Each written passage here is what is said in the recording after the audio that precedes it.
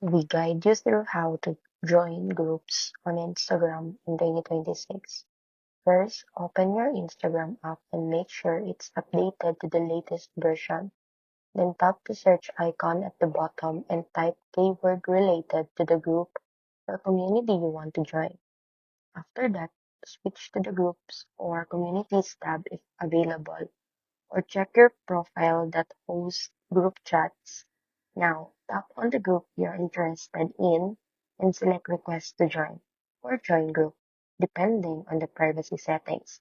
If it's public group, you'll be added instantly, but if it's private, you'll need to wait for admin approval. Another method is through invites. If someone sends you a group invite via DM, just tap join and you'll be added right away. You can also find groups through Instagram stories, broadcast channels, or creator pages that share invite links. Once inside the group, make sure to follow the rules, introduce yourself if needed, and engage with the content to stay active and avoid being removed.